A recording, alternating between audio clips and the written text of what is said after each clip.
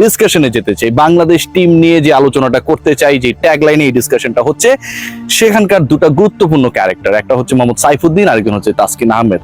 এই দুজনকে নিয়ে আলোচনা, এবং যেই আলোচনাটা এখন পর্যন্ত not decided by the team management as well. আবুধাবির যে এই মুহূর্তের টেম্পারেচার, আজকে যখন আমরা ল্যান্ড করছিলাম বলা হচ্ছিল যে এখানকার temperature 38, but it seems like around 50-50-এর কাছাকাছি মনে হবে।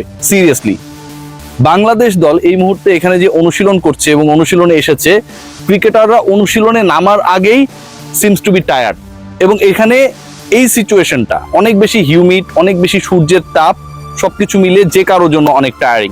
সেই সিচুয়েশনে বাংলাদেশ প্রথম ম্যাচে হংকং এর বিপক্ষে মুখোমুখি হবে।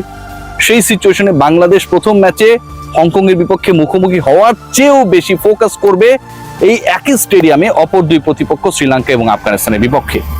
টপ 4-এ থাকতে হবে, এই গ্রুপ থেকে দুটা দল থ্রু করবে, এবং সেই দু দলের একটা শ্রীলঙ্কা এবং আফগানিস্তানের কেউ হবে। বাংলাদেশ দল ওই সেকেন্ড স্পটটা অথবা টপ 2 এর ফার্স্ট স্পটটা এনশিওর করতে চায়। তিন দলের শক্তিমত্তা যদি আপনি হিসাব করেন, বিবেচনা করেন, তাহলে তুলনামূলকভাবে হংকং পিছিয়ে।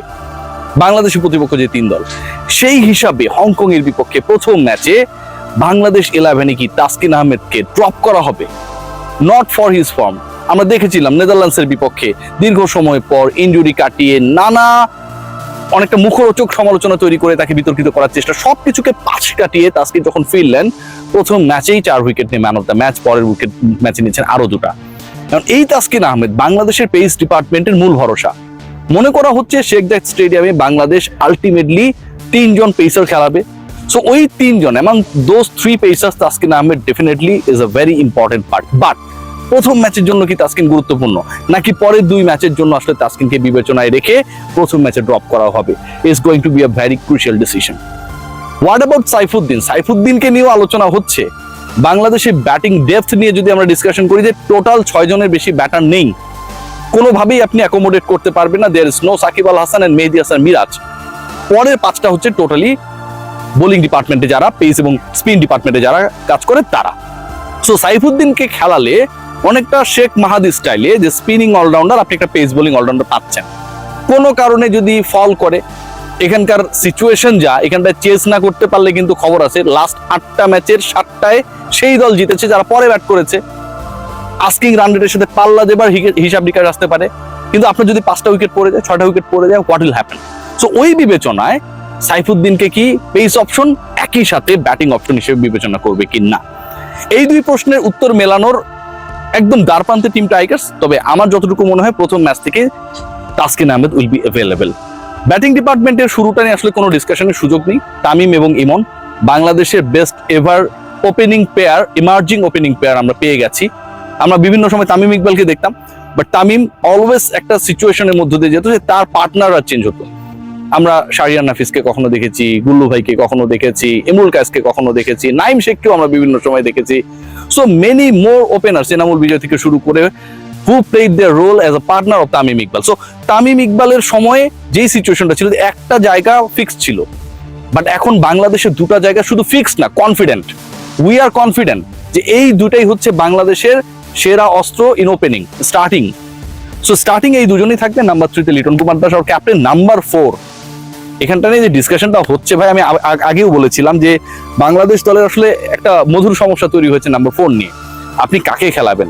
আপনি ইদার চুজ করবেন সাইফ হাসানকে ও তাওহিদ হৃদয়কে, বাট আমার কাছে মনে হয় সাইফ হাসান, তিনি সবশেষ সিরিজে খুব বেশি সুযোগ পেয়েছেন তা না, বাট যতটুকু পেয়েছেন সেখানটায় তিনি অন্তত ব্যাটিং ডিপার্টমেন্টে বাংলাদেশে 11-এ থাকার মতো নিজের যোগ্যতার জায়গাটা প্রমাণ করেছেন।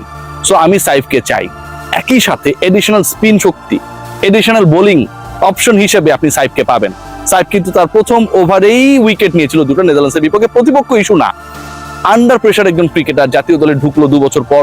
সেখানটায় তার কাছ থেকে যা যা এক্সপেক্ট করা হয়েছে, he delivered right those things. So Saif হাসানকে আমি নাম্বার 4-এ দেখতে চাই, দেখতে পাই। নাম্বার 5 and 6 এই 2টা জায়গা নিয়ে আসলে খুব বেশি ডাউটের জায়গা নেই।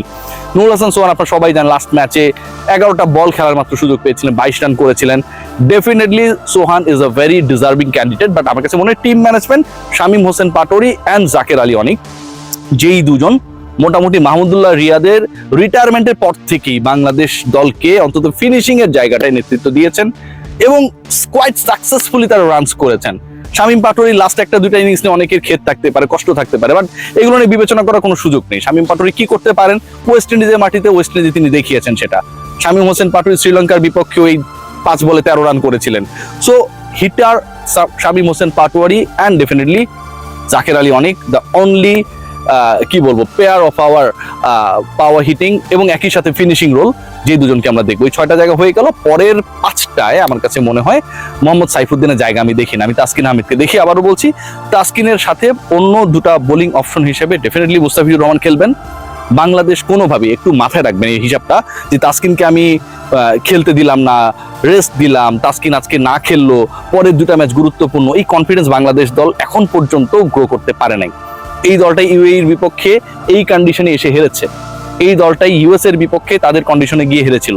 সো বাংলাদেশের টি-20 এক্সপিরিয়েন্সটা কিন্তু এমন না যে বাংলাদেশ খুব কনফিডেন্ট হয়ে হংকংকে হারিয়ে দিবে আগের থেকে বলে কয়ে, নট লাইক দ্যাট। এক্সপেরিমেন্টের অপশন থাকলেও সুযোগ কম, কনফিডেন্স কম। সো তাসকিন আহমেদ খেলবেন, মুস্তাফিজ খেলবেন। থার্ড পেসার হিসেবে আমি মনে করি Shoriful is much better than Mohammad Saifuddin. বাকি থাকে 2টা স্পট, এই 2 স্পটে 2 জন খেলবেন, একজন শাক মাহাদি এবং শাক মাহাদি পার্টনার হিসেবে। কম্পিটিশনটা হবে রিশাদ এবং নাসুমের মধ্যে। I would go for Nasum Ahmed. বাংলাদেশের 11টা হোপফুলি এমনটাই হবে এবং সেই 11 নেই বাংলাদেশ, তাদের প্রবাবল বেস্ট 11 নেই বাংলাদেশ হংকং এর বিপক্ষে মাঠে নামবে। আপনারা সবাই জানেন বাংলাদেশ দল এখানটায় 7 তারিখে পা রেখেছে, তারপর থেকে কিন্তু আসলে প্রপার যে স্কিল ট্রেনিং সেশন এখন পর্যন্ত হয় নাই।